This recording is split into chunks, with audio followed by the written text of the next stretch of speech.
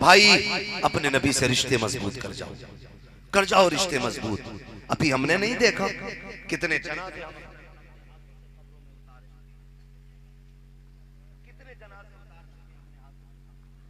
हमने कितनी लाशें उठाई हैं, कितनी कब्रें हमने खुदती हुई देखी हैं, लेकिन अभी तक हमें होश नहीं है, अभी तक हमें होश नहीं है।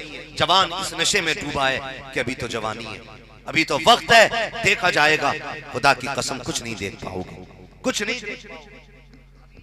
अगर ये धोखा है कि हम जवान हैं तो इस धोखे में न रहना, इस धोखे में न रहना। वो कहा था किसी ने, हुए नाम वर बेनिशां कैसे कैसे, जमीन खा गई आसमां कैसे कैसे, कैसे कैसे ताकतवर आए और आकर के चले गए और किसी का नाम और निशान नहीं रहा। बचना किसी को नहीं है, जाना सभी को है। खुदा की कसम इस नशे में कि हम जवान हैं, इस नशे में कभी शराब को मुंह न लगाना। आजकल नौजवान शादी ब्याह के नाम पे, पार्टी के नाम पे, यारियों के नाम पे शराब के जाम पे जाम पिए जा रहा है। गैरत नहीं आती हमारी कौम को। ओ मेरे भाई, तेरे लिए रब ने जन्नत में हौज़े कौसर का इंतजाम कर रखा है, तू इस नापाक चीज को मुंह लगा रहा है, इसमें जाकर डूब गया, जिसे पी के तू नाली में पड़ा रहेगा। तेरे लिए रब ने हौज़े कौसर का इंतजाम किया है, शराब तहूर का इंतजाम किया है। तू डूब गया इस नापाक चीज के अंदर जो तेरी दुनिया भी बर्बाद कर रही है, आखिरत भी बर्बाद करती जा रही है। याद रखिएगा, जो शराब के आदी हो जाते हैं उनकी नस्लें कभी कामयाब नहीं होती हैं। जो शराबी होते हैं न कामयाब शोहर हो सकते हैं, न कामयाब बाप हो सकते हैं, न कामयाब भाई हो सकते हैं, न कामयाब जिम्मेदार हो सकते हैं। खुदा की कसम, जो गुलाम मुस्तफा हो जाता है वो जिम्मेदार बाप भी होता है, जिम्मेदार भाई भी होता है, जिम्मेदार शोहर भी होता है। और जब दुनिया से जाता है तो मुस्कुराता हुआ जाता है और ये कहता हुआ जाता है, तुम्हें माना तुम्हें जाना, न रखा गैर से काम, लिल्लाहिल हम्द में दुनिया से मुसलमान है। नारे तकबीर, नारे रिसालत, उलमाए अहले सुन्नत, उलमाए अहले सुन्नत, नारे तकबीर, नारे रिसालत। शराब पीते ना, शराब कहते नहीं वो यार ले गया था बुला के, मेरा दोस्त एक बार पी ली, पार्टी थी, चल गई। मैंने कहा भूल गया तूने कलमा मदीने वाले का पढ़ा है, तुझे याद नहीं आया कि तू रब का बंदा है, तू कैसे चला गया शराब पीने के लिए। का दोस्त नहीं माने, मैं कहता हूं उठा दोस्त को लेके चल कब्रिस्तान, मैं तेरे साथ चलूंगा। और कब्र पे हाथ रख के पूछ के मेरे साथ लेटेगा या आएगा जवाब देने मेरे मामलात का, बचा लेगा यहां के। फरमाया गया जो शराबी होगा शराबी और बिना तौबा किए मर गया, इतनी तेज की उसे प्यास लगेगी कि अल्लाह तश चीखेगा, ये जबान निकल के यहां तक लटक जाएगी प्यास की वजह से, पानी मांगेगा। फरमाया गया उसे जहन्नम के बिच्छुओं का जहर निकाल के दिया जाएगा। एक मच्छर काट ले पूरे कमरे में कूदा फिरता है, मोटी लगाओ, ऑल आउट लाओ, मच्छरदानी लाओ, पंखा चलाओ, एक मच्छर काट ले तो, और वो बिच्छू दुनिया का नहीं, जहन्नम का बिच्छू, उसका जहर और कोई फ्रिज से निकाल के नहीं लाया जाएगा, खोलता हुआ होगा, वो भी जहन्नम के बर्तन में दिया जाएगा। लेकिन फरमाया गया इसकी प्यास इतनी बढ़ा दी जाएगी कि ये उसको भी पीने की कोशिश करेगा। इतना गर्म होगा वो जहर कि जब उसके प्याले को ये मुंह के करीब लाएगा, उसकी भाप से होठ जल के ये लटक के नाफ तक आ जाएगा, ऊपर का होठ सिकड़ के माथे तक चला जाएगा, लेकिन फिर भी वो उसको पिएगा। ऐसा सैर होगा वो कि जिस जगह से गुजरेगा काटता चला जाएगा, चीखो पुकार के सिवा कुछ नहीं होगा, वहां मौत भी नहीं आनी है, कोई बचाने वाला भी नहीं आना है। कहां जाके डूब गया नौजवान, तेरे लिए तो गारे हिरा में मुस्तफा ने दुआएं मांगी थी, गारे शौर में तुझे मांगा गया था, गारे सजदा में तेरे लिए आंसू बहाए गए, भूल गया नबी की कुर्बानियों को। मेराज में गए, रब ने फरमाया था महबूब आ तू मुझे देख मैं तुझे देखूं, चल फैसला कर, अब बता तुझे क्या चाहिए। मेरे महबूब ने अबू बकर के लिए, उस्मान के लिए नाम लेके कुछ नहीं मांगा, बल्कि गुनाहगारों के लिए मांगा था। ए अल्लाह, मेरी गुनाहगार उम्मत की मग़फ़िरत फरमा दे। मैं पूछना चाहता हूँ, जब शराब के नशे में डूबते हैं हम लोग, क्यों हमें मुस्तफ़ा की याद नहीं आती है? क्या जवानियां इसलिए मिली थी कि हम अय्याशियों के अड्डों को आबाद करें? इसलिए जवानियां दी गई थी कि हम जाकर शराब में डूब जाएं? इसलिए जवानियां दी गई थी कि नबी के दीन की शरीयत के उसूलों की धज्जियां उड़ाएं? जवानी इसको नहीं कहते हैं। तुम 22 साल के हो गए, 28 साल के हो गए, तुम्हें आज तक रिश्ता मुस्तफ़ा का नहीं पता चला है। एक वो आया था 17 साल के अंदर, दुनिया मोहम्मद बिन कासिम कहती है 17 साल की उम्र में हिंदुस्तान के अंदर फातेह बन के आने वाला और मुस्तफ़ा के दीन का परचम लहराने वाला मोहम्मद बिन कासिम, खुदा की कसम अभी चंद साल गुजरे हैं, ऐसा काम करके गया है सुबह क़यामत तक तारीख उसको याद रखती रहे। बेशक, सुभान अल्लाह, सुभान अल्लाह। इसे जवानी कहते हैं। हमारी जवानी किधर गुजर रही है? अल्लाह ने बेटा दे दिया तो फट गया, डीजे बजाऊंगा मौलाना, जो जिससे रोका जाए रोक ले। मेरे घर में बेटा आया है, ठहर जा, बजा ले डीजे। आज तू डीजे बजा, कल ये जवान होगा तो तेरे सर पे जूते बजाएगा। हाँ, ये जूते बजाएगा। आज औलाद किसी बाप के मुंह पे थप्पड़ मारती है तो जिम्मेदार उलमा नहीं है, जिम्मेदार आप हैं, जिम्मेदार आप हैं। गलती आपने की है। जब बेटा पैदा हुआ तुमने डीजे बजाया, शैतान को राजी किया। क्या ही अच्छा होता, रब ने बेटा दिया था, बेटी से नवाजा था, तुम हुजूर को राजी करते, अपने रब को राजी करते, बेटा हुजूर के हवाले कर देते और उसको बता देते, ए बेटे तेरी परवरिश जो की जा रही है ये दुनिया के लिए नहीं, मदीने वाले के लिए की जा रही है। हमारा सब कुछ मदीने वाले की जात है। वो कहा था किसी ने, मरने की तरफ देख न जीने की तरफ देख, जब चोट लगे दिल को मदीने की तरफ। बेशक, सुभान अल्लाह, सुभान अल्लाह। और याद रखिएगा, किसी एक की शैतानी करने से इस्लाम पे फर्क नहीं पड़ने वाला। अगर कोई ये समझता है कि मैं मौलवी की नहीं मानूंगा तो इन पे फर्क पड़ेगा, खुदा की कसम कोई फर्क मौलवी पे पड़ने वाला नहीं है। इसलिए कि हम बता दें तुम्हें, जितना हमारा रिश्ता हुजूर से है उतना ही आपका रिश्ता हुजूर से है। बेशक, जितना हमारा रिश्ता खुदा से है उतना ही आपका रिश्ता भी खुदा से है।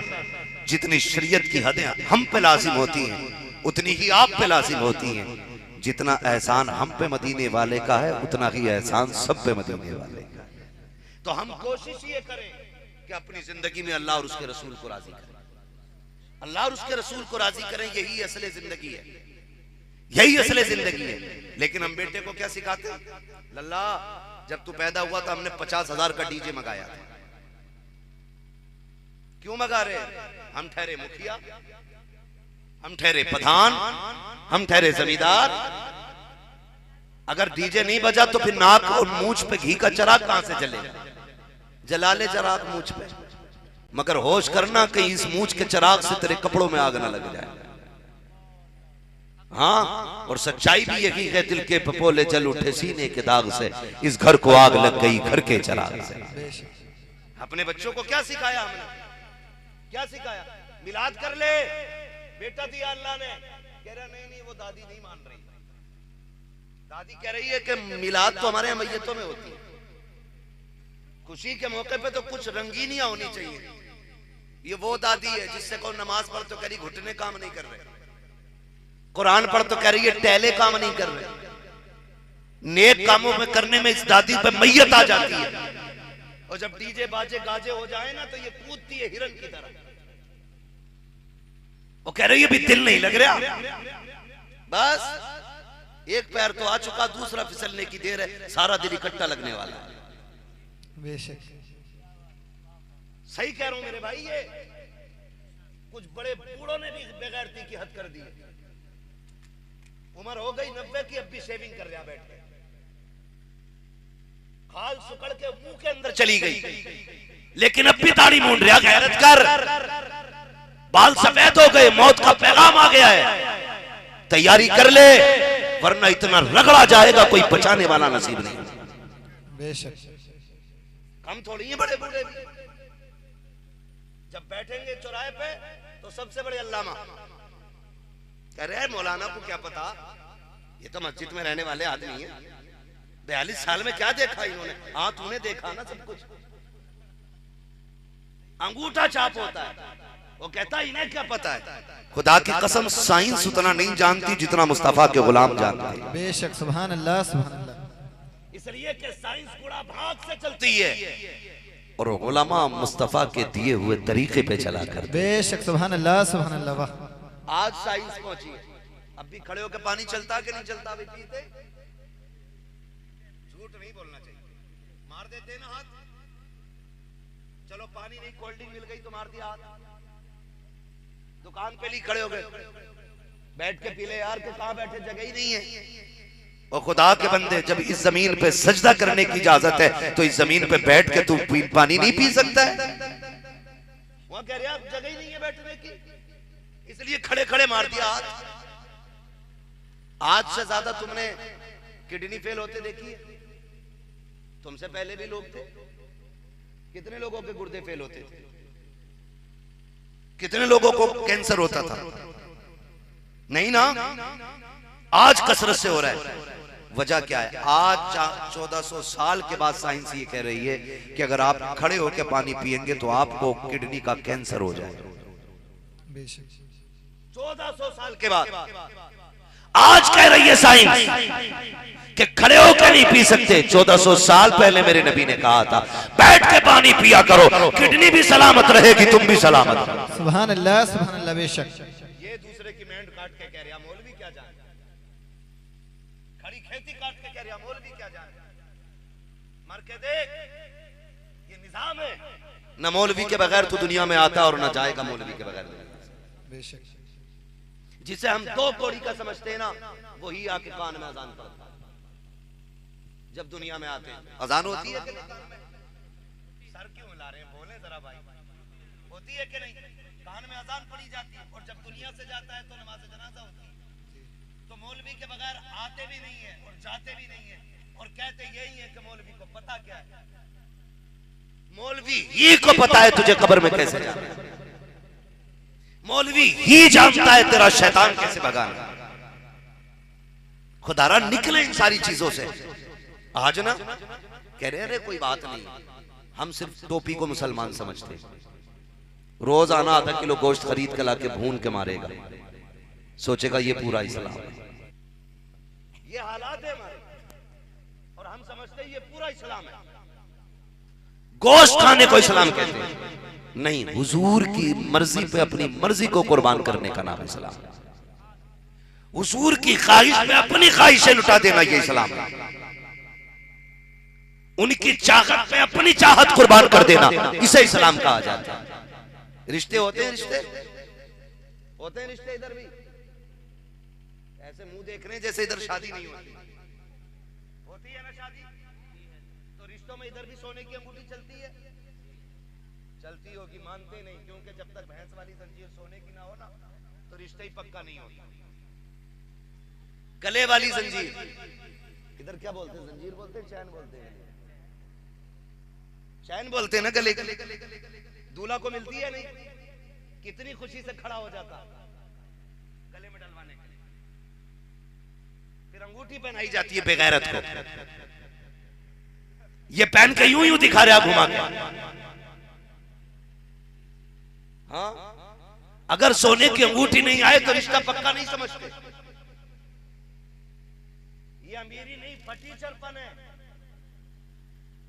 और ये बदतमीजी है सबसे बड़ी। जब मेरे नबी ने मर्दों के लिए सोना हराम कर दिया है तो तू कौन होता है गले में जंजीर पहनने वाला? तेरी औकात क्या है तू सोने की अंगूठी पहन के दिखाए? क्या नहीं नहीं, वो सास नाराज हो जाती है। सास जहर देगी, पी लेगा? पी लेगा कोई सास के हाथ का दिया हुआ जहर? कोई तो मजनू होना चाहिए इतना बड़ा। नहीं पी सकता ना कोई भी, जबकि हम माँ बाप से ज्यादा सास को इज्जत देते हैं। लेकिन फिर भी नहीं पी सकते ना। तो सास ने जंजीर पहनाई गले में, हाथ में अंगूठी पहनाई।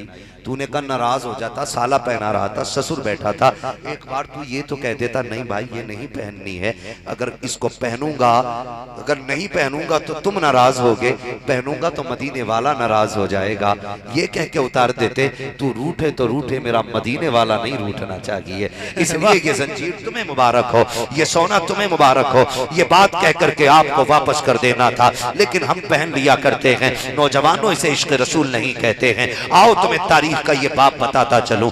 मेरे नबी बैठे हुए हैं, एक सहाबी मुलाकात के लिए आए, मुसाफिर के लिए आका करीम की बारगाह में हाथ बढ़ाया, जैसी हाथ आगे किया है, हाथ आगे किया आका करीम की निगाह पड़ जाती है। उनके हाथ में सोने की अंगूठी थी। सरकार ने चेहरा फेर लिया, वो रास्ता बदल के आगे से आए, आका ने फिर चेहरा फेर लिया। फिर जब हुजूर उठ करके चले गए, उन्होंने कहा बात क्या है? हजरत अली ने आगे बढ़ के कहा था, तुझे पता न कि नादान तेरे हाथ में सोने की अंगूठी है। हुजूर को ये बात न गवार गुजरी कि तेरे हाथ में सोने की अंगूठी थी। हुजूर इसको पसंद नहीं फरमाते हैं। आका ने हराम कर दिया है मर्द के लिए सोना पहनना।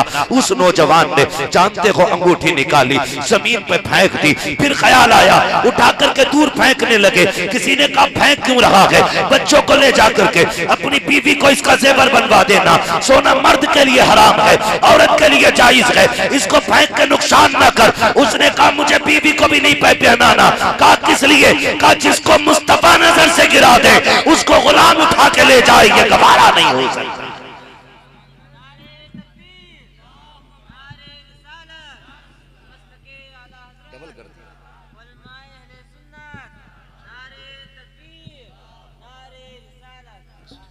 तवज्जो है सारे लोगों को। तो इसलिए नौजवानों आज अहद करो, आज के बाद सोना पहनोगे, सारे वादा करें पहनेंगे सोना, जोर से पहनेंगे सोना। वो अमीर नहीं है जो सोना पहनता है, अमीर वो है जो हुजूर की मोहब्बत में सोने को ठोकर मार देता है। उसे असल अमीर कहा जाता है, उसे असल अमीर कहा जाता है। लेकिन आज तो अल्लाह माफ करे, देखें सास रूठे तो रूठ जाए, इसलिए सास एक नहीं तो दूसरी मिल जाएगी, दूसरी नहीं तो तीसरी मिल जाएगी, तीसरी नहीं तो चौथी मिल जाएगी, चौथी नहीं तो पांचवी है। सास तो मिल सकती है, लेकिन मदीने वाला दोबारा नहीं मिलेगा। अपने महबूब को नाराज न करें, अपने हुजूर को राजी करें। अल्लाह तौफीक दे, औलाद दे तो रब का शुक्र अदा किया करें, अल्लाह को राजी करने की कोशिश किया करें। कई बार होता क्या है ना, जिनके पास औलाद होती है वो कदर नहीं कर पाते, और जिनके पास नहीं होती है वो दरबदर की ठोकरें खाते। ये भी एक बड़ा मामला है। जिन्हें दी है ना अल्लाह ने औलाद, वो शुक्र अदा नहीं कर पाते, वो शुक्र अदा नहीं कर पाते। माँ बहनें भी बैठी हैं, नौजवान भी बैठे। मैं गुजारिश करूंगा खुदारा अगर औलाद परेशान भी करे ना तो कभी बद्दुआ ना दें। माँ बाप कभी औलाद को बद्दुआ ना दें, इसलिए कि माँ बाप की जबान से निकला हुआ एक एक जुमला औलाद के हक में पत्थर की लकीर होता है, पत्थर की लकीर होता है। और बात बात में कभी गुस्सा आ जा तुझे मरी ले जा, ये कही जाती है ना बात, तुझे मौत आ जाए मर जा जाके तू, ये नाशुक्री ना करना, नाशुक्री ना करना। अल्लाह ने औलाद दी है ना तो शुक्र अदा करते रहा करो, शुक्र अदा करते रहो। जिन पे औलाद नहीं हमने उन्हें धक्के खाते देखा है।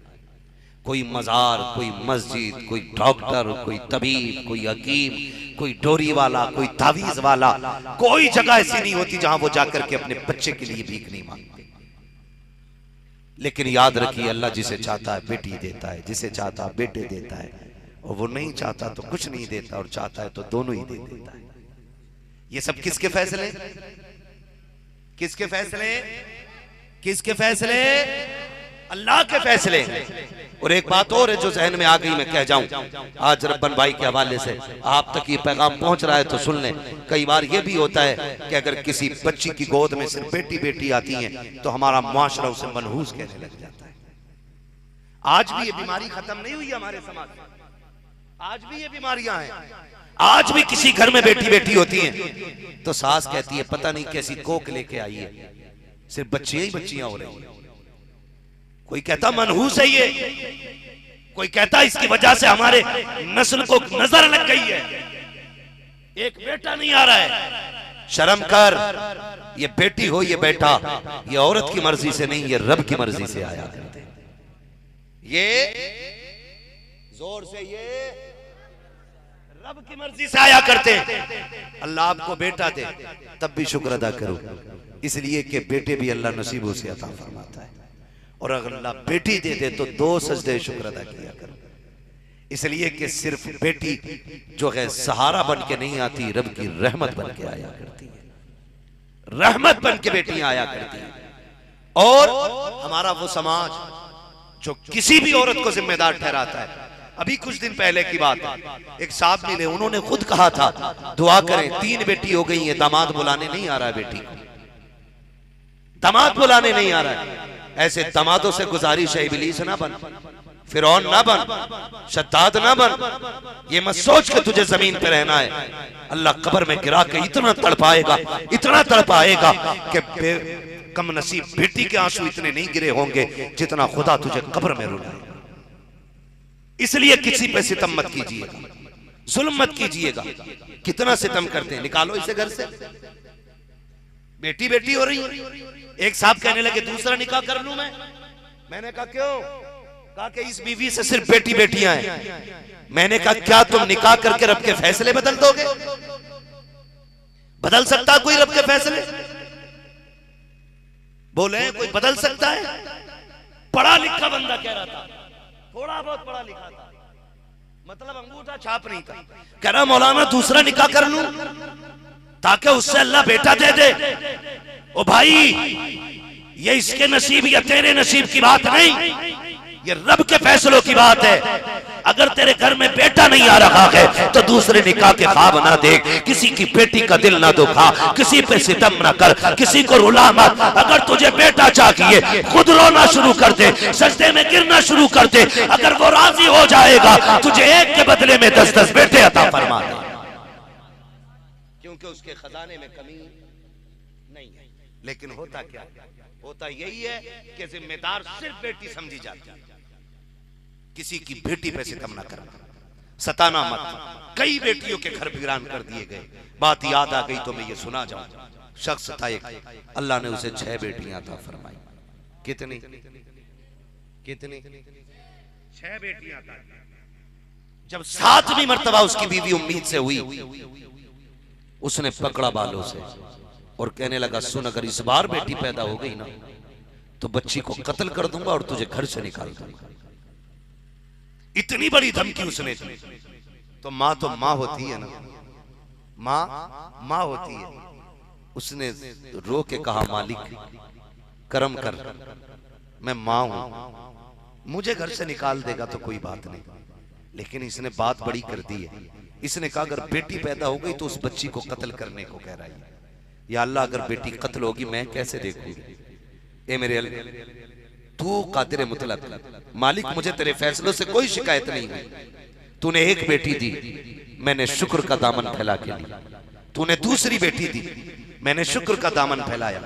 तीसरी बेटी दी, मालिक तूने 6 बेटियां दे दी, मैंने हर बेटी के बदले में तेरा शुक्रिया अदा किया। मालिक अगर 7वीं भी बेटी दे मुझे कोई एतराज नहीं। लेकिन दर्द इस बात का है कि मेरा शौहर जालिम भी है, जाहिल भी है। मालिक अगर बेटी हो गई तो वो कत्ल कर देगा। अल्लाह अपने कर्म से फैसला कर, या तो मेरे शौहर का दिल बदल दे या फिर अपने कर्म से मेरी तकदीर बदल दे। या तो बेटा दे दे या फिर मेरे शौहर का दिल बदल दे। इधर ये रोई, उधर वो बिस्तर पे सो रहा था, ख्वाब देख रहा है, मैदान क़यामत है, हिसाब किताब चल रहा है। कह रहा मेरा अमल तोला गया। जब अमल तोला गया तो अमल नामे में गुनाह ज्यादा थे। कहता फरिश्ते मुझे लेके चले दोज़ख की तरफ, ऐलान कर दिया गया इसे जहन्नम की तरफ लेके चले जाओ। जब फरिश्ते मुझे दोज़ख में डालने लेके चले तो कहता जब मुझे लेके गए ना तो जहन्नम के पहले दरवाजे पे गए तो पहले दरवाजे पे मेरी बड़ी बेटी खड़ी थी। उसने हाथ लगा के कहा मालिक मैं इसे जहन्नम में जाने नहीं दूंगी, ये मेरा बाप है, इसने मेरी परवरिश की है, मेरे परवरदिगार इसे दोज़ख में न डाल। का फरिश्तों ने पहले दरवाजे से हटाया, दूसरे दरवाजे पे लेकर के गए हैं। दूसरे दरवाजे पे दूसरी बेटी खड़ी है, उसने हाथ लगा लिए, का वहां से हटाया, तीसरे दरवाजे पे लेके गए, कहा एक के बाद तीसरे लेके चलते रखे, कहा 6 दरवाजों पे लेके गए, 6 के 6 दरवाजों पे 6 बेटियां मिल गई और 6 दरवाजों के जरिए जहन्नम में जाने से बच गया। कहता लेकिन बेटियां 6 थी, दरवाजे 7 थे। कहा जब फरिश्ते 6ठे दरवाजे से लेके 7वें दरवाजे पे गए तो वो दरवाजा खाली था। हैबत से आंख खुल गई, पसीना पसीना सजदे में आ गया, रो के कहता है या अल्लाह अपने करम से मुझे बेटा ना दे के 7वीं बेटी अता फरमा। पता चला बेटियां सिर्फ सहारा बन के नहीं आती, बेटियां जन्नत का परवाना बन के आया करती हैं, परवाना बन करके आती हैं। आप बच्चों को बद्दुआ ना दिया करो।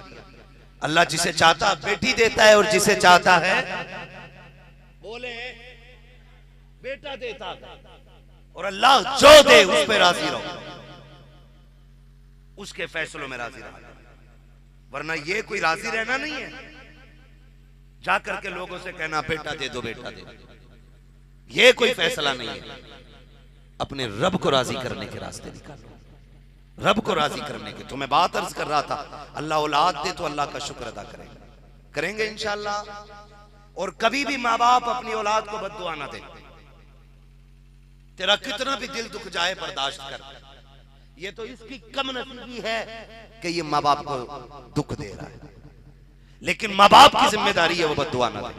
मुझे बात याद आई, एक खातून को अल्लाह ने बेटा दिया, उसके बाद शौहर का इंतकाल हो गया, बच्चा छोटा ही था। लोगों ने कहा चल सहारा मिल गया, इसके सहारे जिंदगी गुजर जाएगी इसके सहारे जिंदगी। माँ उसे नाजों से पालती रही। एक दिन बच्चा उठा, उसने कोई नुकसान कर दिया। जैसी बच्चे से नुकसान हुआ ना, माँ ने फौरन तड़प के कहा तुझे मौत नहीं आ जाती, तू मर नहीं जाता? ये कह के माँ तो चुप हो गई, लेकिन सुने तकदीर की डायरी में ये जुमले रकम हो चुके थे। उसने कह दिया आज कि तुझे मौत नहीं आती, तू मर जा। ये माँ कह के भूल गई, लेकिन तकदीर की डायरी में ये जुमले नोट हो चुके थे। अल्लाह को ये बात ना गवार गुजर गई। उसने बेटा दिया था ताकि इसका सहारा बने, लेकिन नाशुक्री की। फिर भी माँ पालती रही, मेहनत से पढ़ाया लिखाया, अपने जुमले भूल गई कि उसने क्या कहा है। बच्चा जवान हो गया, अच्छी सर्विस में लग गई, अच्छी जगह रिश्ता हुआ। जब शादी में 8 दिन रह गए, अचानक बच्चे का पैर फिसला और गिरा और बच्चे का इंतकाल हो गया। वो लड़का नौजवानी के आलम में गया, शादी से 8 दिन पहले गया। तो माँ ने रो के कहा ए अल्लाह मेरे परवरदिगार, ऐसे टाइम पे बेटा लिया है, मेरी खुशियों का जनाजा निकल गया। चंद दिनों के बाद मेरे बेटे के सर पे सेहरा बंधने वाला था, मेरे घर में बहारें आने वाली थी, मेरे मौला मेरा बेटा ले लिया, मेरी जिंदगी तबाह हो गई है। जब इतना रो के कहा, गैब से आवाज आई, नादान हमने तुझे एहसास दिला दिया है, जब हमने तुझे ये सहारा बना के दिया था, तूने उस वक्त नाशुक्री की थी और इसके लिए मौत मांगी थी। आज हमने इसको मौत दे करके अपनी दी हुई नेमत का तुझे एहसास दिला दिया। इसलिए आपसे गुजारिश है, आप अपनी औलाद के लिए कोई जुमला ना कहें, अपनी औलाद के लिए कोई गलत जुमला ना बोले। ये माँ बाप की जिम्मेदारी है और औलाद की भी एक जिम्मेदारी है। औलाद की भी एक जिम्मेदारी है, जब तक जिंदा रहे अपने माँ बाप से मोहब्बत करते रहे, माँ बाप से मोहब्बत करते रहे। इसलिए कि माँ की कीमत कोई अदा नहीं कर सकता है। कर सकता है? नहीं कर सकता ना। बाप के माथे के पसीने का कोई हक अदा नहीं कर सकता, माँ के दूध के कतरे का कोई हक अदा नहीं कर सकता। माँ तो माँ होती है। खुदा की कसम, अगर बस चले तो जिंदगी दे के अपनी औलाद को बचा ले, जान देकर भी औलाद को बचा लेती है माँ, जान देकर भी औलाद को बचा लेती है। आज औलाद की जिम्मेदारी है वक्त देख के माँ बाप को बचाया जाए, वक्त देख के माँ बाप को बचाया जाए। मेरी तो दुआ है अल्लाह रब्बान भाई की औलाद को इनका फर्माबरदार रखे, बेटी को कनीज़े फातिमा ज़हरा बनाए, बेटे को गुलाम मुस्तफ़ा बनाए। ये दुआ है और यही दुआएं मांगा करो। जब बच्चियां होशियार हो जाएं, बच्चे समझदार हो जाएं, तो उन्हें जमाने की अमीरी की खबरें नहीं देनी है, मुस्तफ़ा की गुलामी की खबरें उन्हें पढ़ानी है। हुजूर से मोहब्बत के सबक उन्हें पढ़ाने हैं, हुजूर से इश्क कैसा करना है ये अपनी औलाद को समझाना है, अपने बच्चों को आदी बनाएं कि वो तुमसे कहानियां सुना करें। आज कहानी सुनने का वक्त किसके पास है? ना सुनाने का वक्त है ना सुनने का वक्त है। आज बच्चे रो देते हैं ना तो माँ मोबाइल चला के दे देती है, मोबाइल चला के दे देती है और अपना आप लग जाती है गीबत में। अल्लाह माफ करे, कई औरतें तो ऐसी होती हैं मैयत में भी जनाजे के पास जाके एक दूसरे के कपड़े चेक करती है। तेरा सूट कितने का है, कौन से बाजार से लिया था। उससे फुर्सत मिलती है तो कहते हैं तेरी नंद अब लड़ती तो नहीं है, तूने सास का बोलता बंद किया कि नहीं किया। ये कंडीशन हमारी मां बहनों की, ये हालत है हमारे घरों की। और मेरी बहन, अपने बच्चों को अपना वक्त दिया करो, बच्चों को वक्त दिया करो। बच्चे रोए, उठा के मोबाइल दे दिया, लो चलाओ, और अपना आप लग गई बातों में। आज बच्चों को हमारी जरूरत है। माँ की गोद बच्चे का हक होता है। माँ की गोद, माँ की गोद बच्चे का हक होता है। अगर बच्चे रोए तो उन्हें सीने से लगाए माँ, ये लाजिम होता है हर माँ के ऊपर, लाजिम है हर माँ के ऊपर। जरा सोचो, आज ये छोटे हैं, इनको हमारी जरूरत है, हम इन्हें वक्त नहीं दे रहे। कल जब हम कमजोर हो जाएंगे, हमें इनकी जरूरत होगी। तुम्हें नहीं लगता ये भी तुम्हारे हाथ में मोबाइल लाके दे देंगे? कल जब तुम बूढ़े हो जाओगे और कहोगे अल्लाह बात सुन, तो कहेगा अब्बा परेशान ना करो, ये लो मोबाइल, इस पे मैंने 2GB वाला रिचार्ज कर दिया है, 1 महीने जम के मोबाइल चलाओ। अगला फोन तब आना चाहिए जब ये MB खत्म हो जाए। यही होना है, लिख लो इस बात को। अगर आज अपने बच्चों को आप वक्त नहीं दोगे तो कल आपके बच्चे आपको वक्त नहीं देंगे।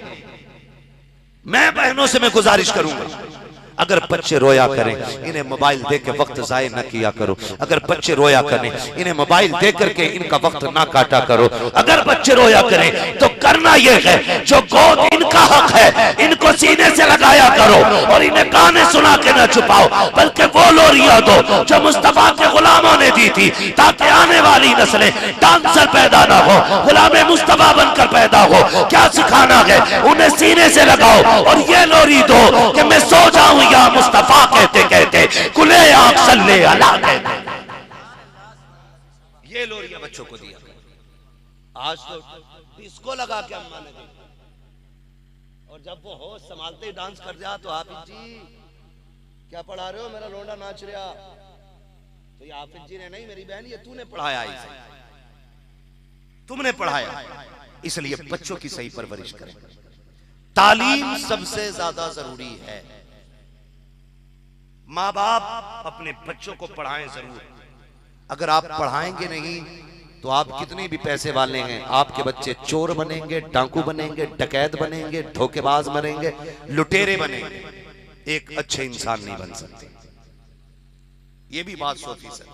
मारेरा शरीफ वाले एक आवाज देते हैं, आधी रोटी खाएंगे बच्चों को पढ़ाएंगे। इस बात का मतलब समझते हैं? इस बात का मतलब यह है कि अगर आधी भूख खा के भी सोना पड़ा तो हम भूख बर्दाश्त करेंगे, लेकिन औलाद को जाहिल नहीं रखेंगे। ये मतलब है इस बात का। तो आप अपने बच्चों को तालीम से भी आरास्ता करें, उन्हें पढ़ाएं लिखाएं, उन्हें काबिल बनाएं, और खुदारा अपनी नस्ल को एक बेहतरीन राह दें। और बेहतरीन राह क्या है? वो हुजूर के इश्क की राह है, हुजूर से मोहब्बत की राह है। हुजूर से इश्क सिर्फ जवानी में नहीं, सिर्फ बुढ़ापे में नहीं, बल्कि बचपन में भी इश्क किया है लोगों, बचपन में इश्क किया गया। हुजूर का विसाल हुआ, विसाले पुरमलाल के बाद हजरत बिलाल ने मदीना छोड़ दिया। क्यों छोड़ा? इसलिए छोड़ दिया कि जब मदीना छोड़ के जाने लगे हजरत अबू बकर सिद्दीक आ गए आगे से, बिलाल मदीना छोड़ के ना जाए। कहा क्यों? कहा तुम भी चले जाओगे, हुजूर भी चलेंगे, दिल नहीं लगेगा। तो हजरत बिलाल ने कहा था हुजूर के बगैर अब इन गलियों में दिल नहीं लगता। तो अबू बकर सिद्दीक ने कहा था बिलाल ठहर जाओ, तुम्हें मैंने खरीदा था। तो हजरत बिलाल ने कहा था अबू बकर अगर अपने लिए खरीदा था तो रोक ले, और अगर हुजूर के लिए खरीदा था तो फिर जाने दे। इतना कहना था अबू बकर सिद्दीक की गर्दन झुक गई। कहा बिलाल मैंने अपने लिए नहीं, मैंने मुस्तफा के लिए खरीदा था। हजरत बिलाल मदीना छोड़ गए, मुल्क शाम जाके बस गए। जब मुल्क शाम जाके बसे, जब एक रात सोए तो ख्वाब में हुजूर तशरीफ ले आए। बोल दे जरा सुभान अल्लाह। अल्लाह करे जो जोर से सुभान अल्लाह बोला है आज की रात के सदके उसके ख्वाब में हुजूर तशरीफ ले आए। जो इससे भी ज्यादा जोर से बोले अल्लाह आज की रात में हुजूर उसको दीदार करा दे। माशाअल्लाह, अल्लाह सलामत रखे। तो हुजूर ख्वाब में तशरीफ लाए और क्या फरमाते, आका ने फरमाया बिलाल याद नहीं आती हमारी, याद नहीं आती हमारी, काश किसी दिन हुजूर हमारे भी ख्वाब में आ जाए। वो कहा था किसी ने इस आस में जीता हूं, कह दे ये कोई आकर चल तुझको मदीने में सरकार बुलाते हैं। सुना गए आप हर आशिक के घर तशरीफ लाते हैं, मेरे घर में भी हो जाए चरागा। चरागा सारे ही सुन्नी बैठे ना और नौजवान सुन्नी बैठे, कोई भी बुड्ढा टुड्डा नहीं लग रहा है मुझे। तो जैसी जवानी है वैसी आवाज निकलनी चाहिए। ये कुर्सी पे चेयरमैन बैठे, आप जमींदार लोग बैठे, तो जमींदारों की आवाज तो चेयरमैन से ज्यादा तेज होनी चाहिए ना। चेयरमैन तो 5 साल के लिए होता, जिम्मेदार तो फिर लाइफ टाइम रहा करते। फिर सारे बोले जरा या रसूल अल्लाह, माशाअल्लाह। ओ भाई मनसब कोई भी किसी का हो, लेकिन हुजूर की महफिल में आके सारे ही गुलाम बन जाया करते हैं। एक ही सफ में खड़े हो गए महमूद व अयाज, ना कोई बंदा रहा ना कोई बंदा नवाज। मैं कसम खा के कह सकता हूँ ये कितने बड़ा लालच दे दो, ये कौम इतनी आसानी से जमीन पर नहीं बैठेगी। हुजूर की महफिल में जमीन पे जगह मिल गई, यहीं आके बैठ गए हैं। इसलिए कि मतलब यहाँ इस इज्जत से नहीं कि ऊपर कौन बैठा है, दुनिया जानती है हुजूर के नाम पे तुम जूतियों में बैठ जाओ, अल्लाह तुम्हें इज्जतों के ताज अता फरमा देगा। अल्लाह आपको सलामत रखे। मालूम है जलसा बहुत लेट शुरू हुआ था, कुछ लोगों की नाहंजारगी की वजह से ताखिर से जलसा शुरू हुआ, लेकिन मैं फिर भी मुबारकबाद पेश करता हूँ। आपने इश्क की वो दलील पेश की है और आपके बैठने ने बता दिया जलसा और भी आधी रात के बाद शुरू होता। हुजूर के महफिल, हुजूर के गुलाम यूं ही महफिल सजा के बैठ जाते। अल्लाह आपको सलामत रखे। मैं बात आशिक की करने लगा हूँ। हुजूर फरमाते बिलाल याद नहीं आती, आओ कभी हमसे भी मिल लिया करो। इतना सुना सुबह ही उठे, सवारी ली, चल दिए मदीने शरीफ की तरफ। मदीने शरीफ की तरफ चल दिए, चलते रहे, दौड़ते दौड़ते हुजूर का मदीना आ गया। मदीने शरीफ में हाजिरी हुई, हुजूर के रोजे पे पहुंचे, बेहोश हो गए, बेहोश हो गए। कहने लगे या रसूल अल्लाह इतनी दूर से बुला के पर्दा किए बैठे, आका गुलाम को बुलाया दीदार नहीं कराएंगे। बेहोश होके गिर गए। होश आया, अजान का वक्त हुआ। जब जोहर की अजान का वक्त हुआ, हजरत अबू बकर सिद्दीक कहने लगे बिलाल अजान तो पढ़ दो, अजान तो पढ़ दो। कहने लगे नहीं अब अजान नहीं पढ़ी जा सकती, अब मेरे बस की बात नहीं है। मैं अजान तो तब पढ़ता था जब अजान वाले को देखा करता था, नहीं पढ़ सकता अजान। किसी ने कहा बिलाल बड़ी याद आती है उस अजान की जो हुजूर के सामने दी जाती थी, सुनना चाहते हैं हम, बिलाल पढ़ो ना अजान। बिलाल कहते हैं मुझ में ताकत नहीं पढ़ने की। किसी ने कहा जाओ कोई हसनैन को बुला लाए, आज तक उनकी नहीं टाली गई है। जब शहजादे आए, हसन ने दाना हाथ पकड़ा, हुसैन ने बायां हाथ पकड़ा, कहा चचा बिलाल वो अजान सुना दो जो नाना को सुनाया करते थे।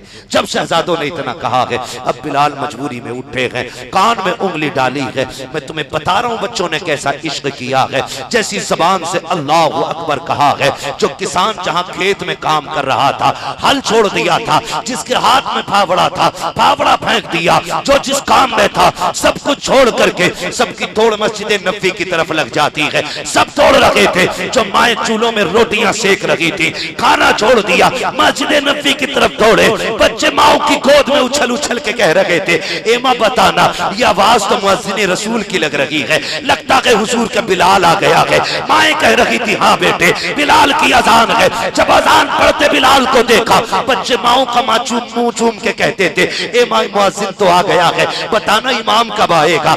मां बिलाल आ गए हैं, आमिना के लाल कब आएंगे। सहाबा फरमाते हैं ऐसी कयामत या तो उस दिन थी जिस दिन हुजूर का विसाल हुआ था, या फिर आज थी जब बिलाल अजान पढ़ रहे हैं। बच्चे माओ से लिपट लिपट के हुजूर का पता पूछ रहे हैं, कह रहे हैं कि कलेजा तो तब फटने लगा था जब एक बच्चा मुस्कुराता हुआ मस्जिद नबी से उस शहर की तरफ दौड़ा जब मदीने शरीफ से बाहर से आता था। लोगों ने बच्चे को दौड़ते हुए देखा और हंसता हुआ जाता था, लेकिन कुछ देर के बाद जब पलट के आया तो रोता हुआ आ रहा था। किसी ने कहा यार गया कहाँ था? हंसता हुआ गया था, रोता हुआ आया कि क्या हो गया कि उसने कहा मैंने बिलाल को देखा तो समझा अमीना का लाल भी आता होगा। मैं दौड़ करके बाहर इसलिए गया था ताकि आका का इस्तकबाल करूं, लेकिन काफी देर खड़ा रहा। फिर ख्याल आया मेरे आका का तो विसाल हो चुका है। अल्लाह अकबर, ये बच्चों का इश्क है, ये बच्चों का इश्क है। मैं ये कहता हूँ हुजूर का इश्क है जब सीनों में उतरता है तो जवानियां देख के नहीं बल्कि दिल देख करके सीनों में उतर जाया।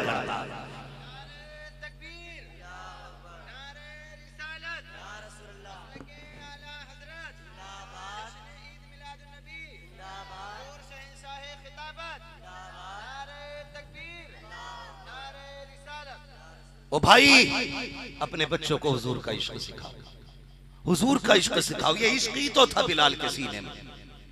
अजान पढ़ते पढ़ते जब अशहदू पे पहुंचे हैं, अशहदू अन्ना, यहां जाके ठहर गए। लुकमा दिया किसी ने, शायद बिलाल को कलमे याद ना रहे। आप फिर अशहदू आपने कहा, फिर ठहर गए। तीसरी बार अशहदू अन्ना मोहम्मद पे जब पहुंचे, बेहोश होके जमीन पे गिर जाते।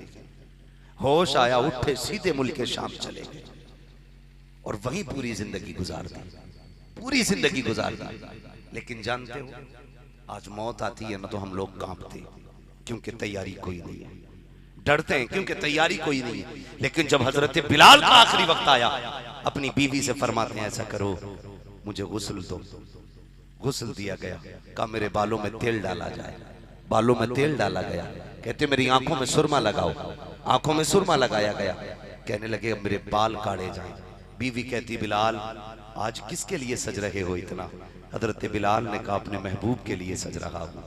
बीवी ने कहा बिलाल जिनके लिए सजना सवरना था वो तो सजन मदीने रह गए, अब किसके लिए सज रहे हो? कहा तुम नहीं जानती हो मेरा दुनिया से जाने का वक्त आ गया है। मुस्कुराते जाते ये कहते जाते बीवी ने कहा बिलाल कैसी बातें कर रहे हो? लोग मौत का नाम सुन के कांप जाते हैं और तुम मुस्कुरा रहे हो, वजह क्या है? कहा जिस महबूब के लिए बिलाल आज तक तड़पता रहा है, कब्र में उसी महबूब से मुलाकात होने वाली है, उसी यार का चेहरा देखना है, उसी महबूब से मुलाकात करनी है। खुदा की कसम ये इश्क था, और जिसके सीने में ये इश्क आ जाता है जब वो मरता है तो तड़पते हुए नहीं बल्कि ये कहते हुए मरता है लगत में इश्क रुके शह का दाग लेके चले, अंधेरी रात सुनी थी चराग लेके चले, तेरे गुलामों का नक्शे कदम है रागे खुदा वो क्या भटक सके जो ये सुराग ले।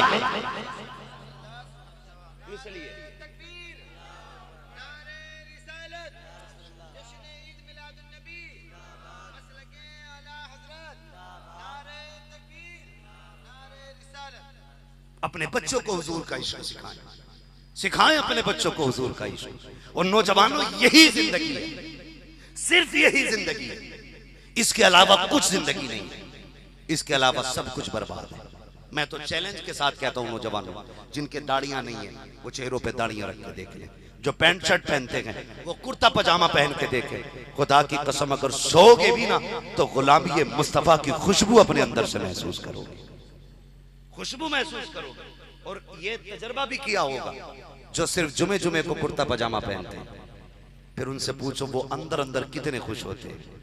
सोच खाली कपड़े बदल जाए तो दिल इतना खुश होता है, अगर किरदार बदल जाए तो रूह कितनी खुश होने लग जाएगी, रूह कितनी खुश होने लग जाएगी। सजा चेहरे पे दाढ़ी, फिर मर, और फिर मरने का मजा दे, फिर मरने का मजा दे।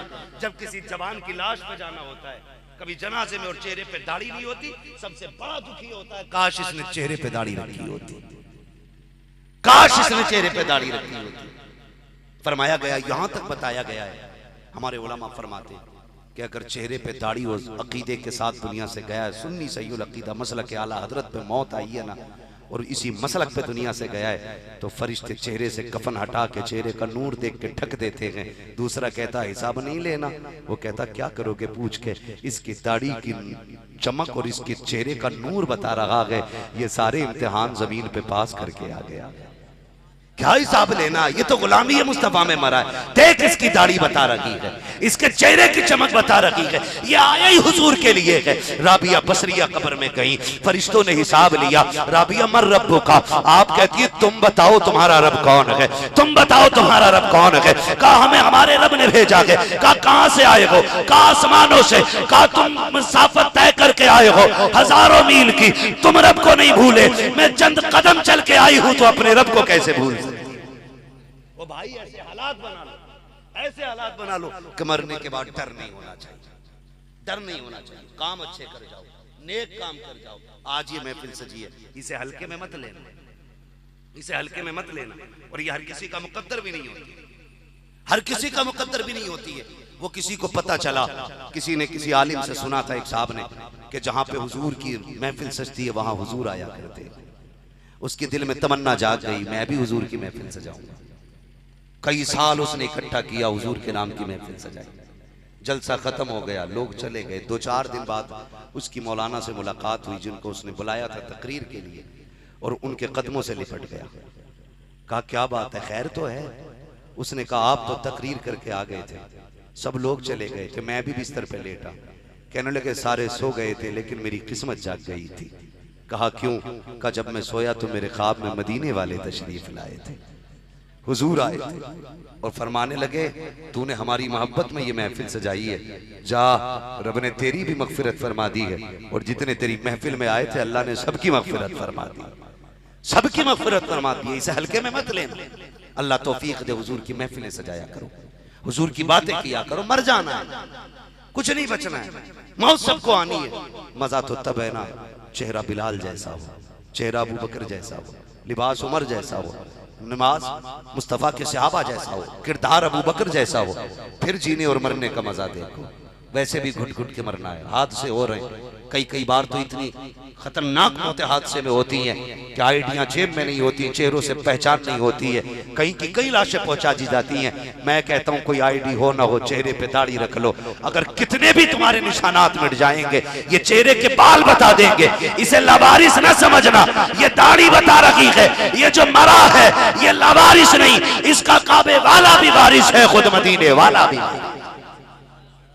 इसलिए चेहरे पे हुजूर की सुन्नत सजाएं, हुजूर की गुलामी का जो दावा है ना उसे सच्चा करें, अपने बच्चों की परवरिश करें। अल्लाह हम सबको औलाद जैसी नेमत और रहमत से नवाजे। हर घर में अल्लाह औलाद की खुशियां अता फरमाए। जो बे औलाद हैं अल्लाह अपने फजल से उन्हें औलाद बख्शे, और जो साहिब औलाद हैं अल्लाह उनकी औलाद को फरमा बरदार बनाए। हाँ भाई, हमारे रब्बन भाई ने ये महफिल सजाई, अल्लाह इनकी नस्लों में बरकत अता फरमाए, इनकी औलाद को सलामत रखे, इनका साया इनकी औलाद के दर पे तादेर कायम दायम फरमाए। भाई हजारों साल नरगिस अपनी बेनूरी पे रोती है, बड़ी मुश्किल से होता है चमन में दीदावर पैदा। अल्लाह औलाद दे, उसका शुक्रिया अदा करें, उसको राजी करें, मदीने वाले से दुआएं मांगे, अल्लाह तौफीक दे, औलाद की सही तरबियत करें, उसको तालीम भी अच्छी देनी है।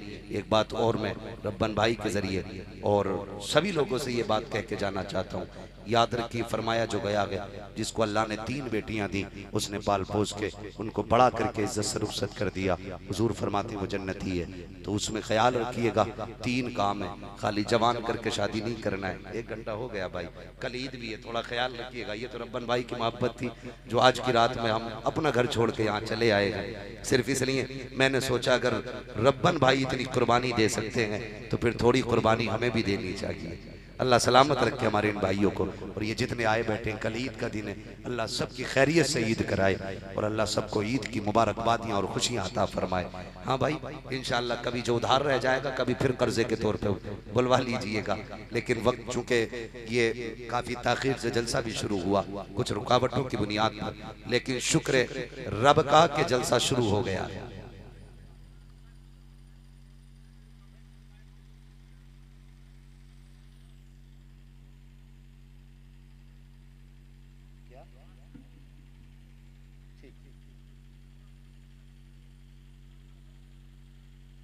सबकी अलग अलग फरमाइश होगी तो बहुत लंबा हो जाएगा।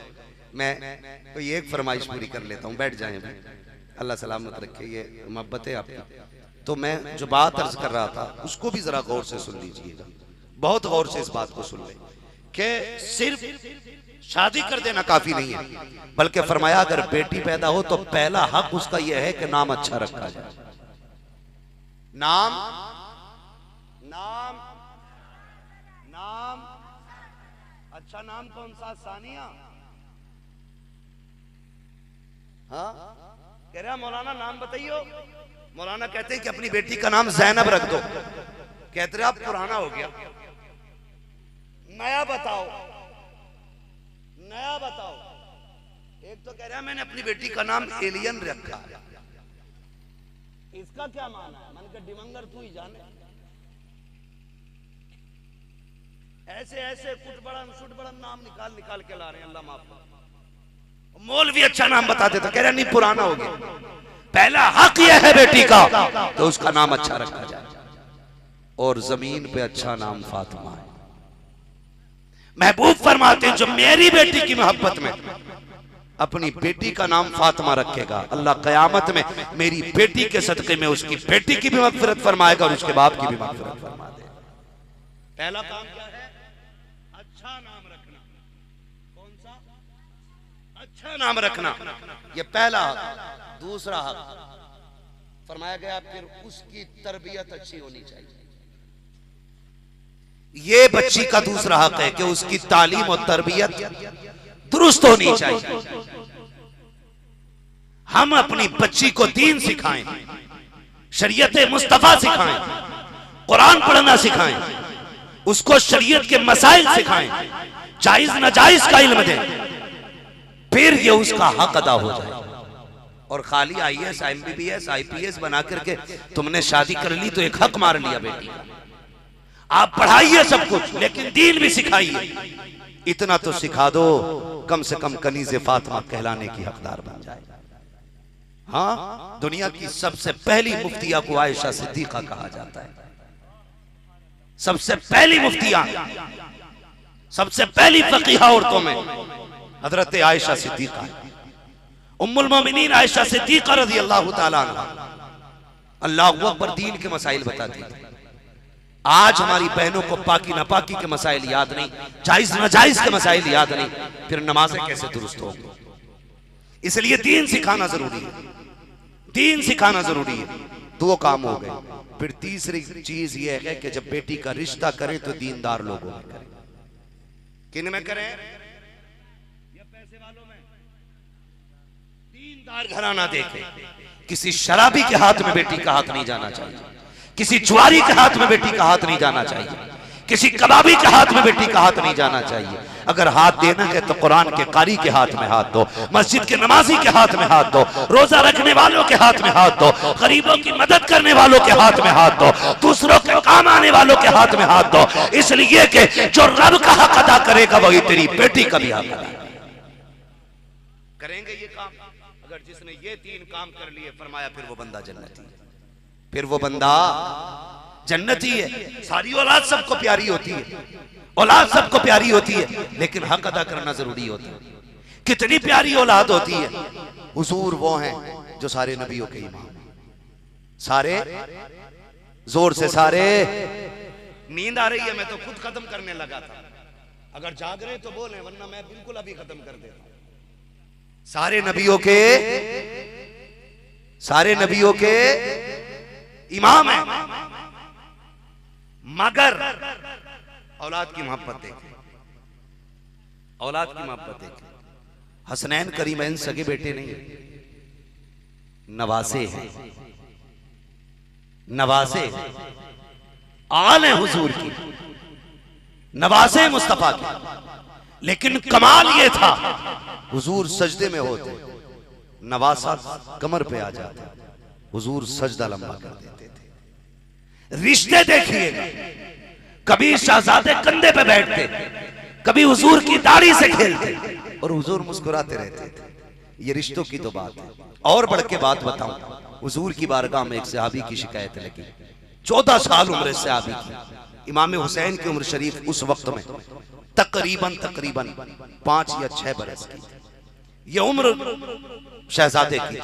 किसी ने आके शिकायत की, या रसूल अल्लाह एक नौजवान बच्चा है, नई उम्र का बच्चा है, अजीब मसला उसका है। कहा क्या बात है?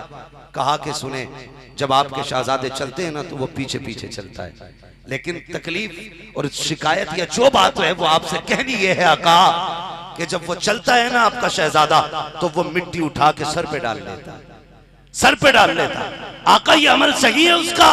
हुजूर ने फरमाया बुलाओ। बुलाया गया। जब खबर पहुंची तेरी शिकायत लगी है, बच्चा खाना खा रहा था, लुकमा छूट गया, डर की वजह से कांपते हुए उठा, लेकिन जो बुलाने वाले आए थे ना उनसे आगे आगे जा रहा था।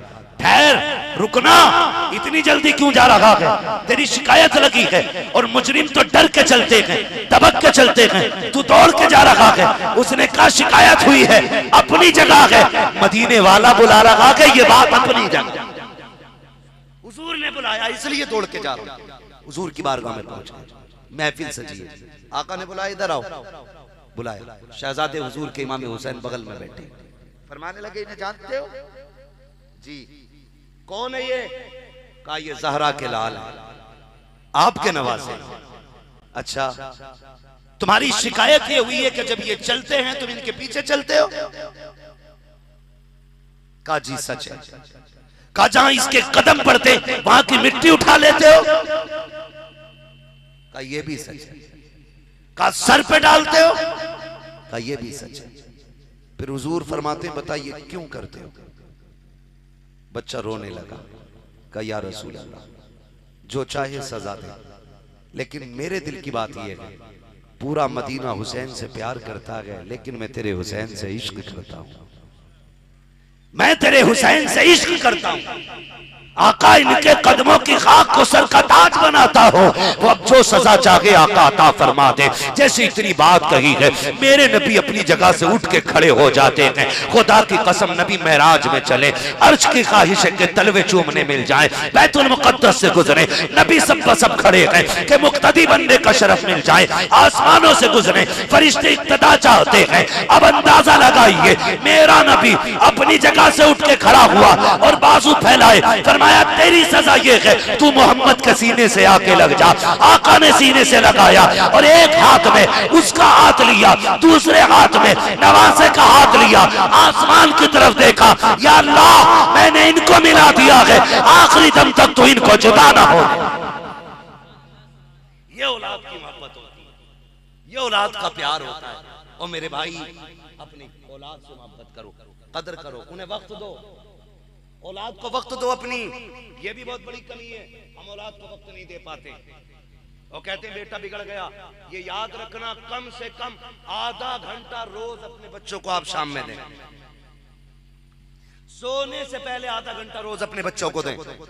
उस आधा घंटे में आपको क्या काम करना है? सबसे पहला ये काम करना है कि बच्चों के दिन भर के वक्त के बारे में हिसाब लेना है। उससे इतना पूछना है कि तूने दिन भर क्या किया है।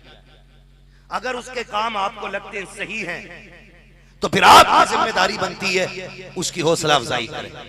और कहीं आपका बच्चा अगर गलत लगता है तो फौरन बच्चे को समझाएं। मारना नहीं है बच्चे को, समझाना है बच्चे, समझाना है। दूसरा काम यह है, आपको अपने बच्चे के यारों पे नजर रखनी है, इसकी दोस्ती किन लोगों से हो रही है। इसलिए कि अगर दोस्ती बुरे लोगों से होती है तो बच्चे बिगड़ जाते हैं, और दोस्ती अच्छे लोगों से होती है तो बच्चे वली बन जाया करते हैं। जितने दोस्त हुए सरकार गौसे पाक के सारे वली बने, सारे वली बने। और जितने दोस्त हुए अबू जहल के सारी जन्नत में। वो कहा है सोबते सालेह तुरा साले कुनत, सोबते ताले तुरा ताले कुनत। अच्छों की सोबत तुझे अच्छा बना देगी, बुरों की सोबत तुझे बुरा बना देगी। आज जो अंदर तक की बेटियां निकल के भाग जा रही है घरों से, जिन पे कभी मोबाइल नहीं रहा, जो घर से कभी नहीं निकली, फिर भी गैर के साथ चली गई, जानते हो इसमें सच्चाई क्या है? वो खुद पहले बिगड़ी हुई नहीं होती, उनकी सहेलियों में से कोई एक लड़की बिगड़ी हुई होती है जो पूरे डिपार्टमेंट को बिगाड़ के रख देती है।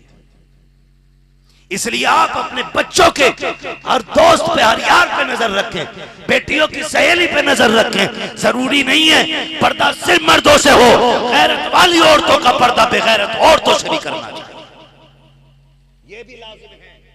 एक एक बात पे अमल कीजिएगा, वरना सिवाय पछताने के कुछ नहीं रहेगा।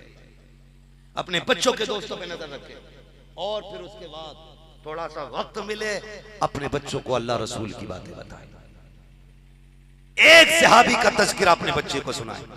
आपको याद नहीं आता है, 42 साल हो गए आपकी बस्ती में हजरत को इमामत करते करते, लेकिन हम सिर्फ इनको नमाज तक का ही समझते, नमाज तक का भी समझते हैं, खाली इनका काम नमाज पढ़ाना है। इतने मौके हम लोगों को मिलता है, एक आलिम 50-50 साल एक बस्ती में गुजार जाता है, लेकिन हमारी कौम टस से मस नहीं होती, टस से मस नहीं होती है। आए अगर तुम्हें नहीं आता इनसे कहे किसी सहाबी की बात बता दे, इकट्ठे हो के सारे बैठे एक सहाबी की बात सुने, बात सुन करके वो जाके अपने बच्चों को बताएं। खुदा की कसम 10 तहरीकें मिलके वो काम नहीं कर सकती जो तनहा रात का एक किस्सा आपका बच्चों को संवार सकता है। इसलिए बच्चों की सही परवरिश करनी है तो उनके यारों पे नजर रखें, उनके वक्त पे नजर रखें और वक्त दें अपने बच्चों को, वरना जब बच्चे हाथ से निकल जाएंगे तो फिर इनके पास तुम्हारे लिए वक्त नहीं होगा, इनके पास तुम्हारे लिए वक्त नहीं होगा। लोग कहते बुढ़ापे में हमारा बच्चा हमसे बात नहीं करता है, हम बूढ़े हो गए। मैं कहता हूं काश तुमने जवानी में इससे बात करने की आदत डाल दी होती तो ये आज बुढ़ापे में तुम्हारे बगैर नहीं रहता। इसलिए अपने बच्चों के साथ फ्रेंडली रहें, उन्हें इतना ना डराएं कि वो झूठ बोलने पे मजबूर हो जाए। भले गलत किया तो उनसे सच सुने और उनकी सलाह करें। जब वो सच बोलेंगे आप उनकी सलाह करेंगे तो फिर रोने की जरूरत नहीं है। आंगन तुम्हारा होगा, आने वाला सलाहुद्दीन अय्यूबी होगा, गोद तुम्हारी होगी, आने वाला मोहम्मद बिन कासिम होगा, लुक़मे तुम्हारे होंगे, बनने वाला खालिद बिन वलीद तुम्हारे घर से जन्म लेगा। लेकिन शर्त यह है हमें बच्चों पर नजर रखनी है। करेंगे इंशाअल्लाह ये काम। अल्लाह हमारी नस्लों को हुजूर का इश्क अता फरमाए, अल्लाह हमारी पूरी जमात को हुजूर से मोहब्बत करने की तौफीक अता फरमाए। फरमाया गया ऐ ईमान वालों पूरे पूरे इस्लाम में दाखिल हो जाओ। अल्लाह खुशी दे या गम दे, बातें हुजूर की करनी है, बातें हुजूर की करनी है। अल्लाह बेटा दे या बेटी दे, बातें हुजूर की करनी है। बहुत बड़ा इंतजाम, बहुत बड़ा खर्चा किया रब्बन भाई ने। जरूरी नहीं है, ये दिल दिल की बात है। अगर आपके पास इतना खर्च करने की गुंजाइश या दिल ना भी हो तो कम से कम मिलाद करके ही हुजूर को राजी कर लिया करें। ये भी मिलाद है। मेरा कहने का मतलब ये है कोई दूर का ना मिले, करीब का बुला लिया करें, लेकिन हुजूर की बातें जरूर होनी चाहिए। वो कहा था किसी ने, मरने की तरफ देख न जीने की तरफ देख, जब चोट लगे दिल को मदीने की तरफ देख। हमारा सब कुछ हुजूर है, अपना रिश्ता हुजूर से मजबूत करें। अल्लाह इस महफिल पाक को अपनी बारगाह में कबूल फरमाए। बस जो हुए अगलात उनको माफ फरमाए। रब्बे कायनात जिंदगी ने दिया साथ, फिर होगी मुलाकात, चमन रहा फूल खिलेंगे, जिंदगी रही फिर मिलेंगे। मुसाफिर हैं हम भी, मुसाफिर हो तुम भी, किसी मोड़ पर फिर मुलाकात होगी। फकीरान आए सदा कर चले, सदा खुश रहो ये दुआ कर चले। सारे लोग कलमा शरीफ पढ़ लीजिए, ला इलाहा। कम से कम मेरे भाइयों मैंने आपसे सुभान अल्लाह तो बार बार नहीं कहलवाया, और ये कोई मैंने अच्छा काम नहीं किया, नहीं कहलवाया। अलबत्ता मैं चाहता था कि आपके जहनों में मेरी बातें उतर जाए। अगर आज के बाद एक बच्चे की परवरिश अच्छी हो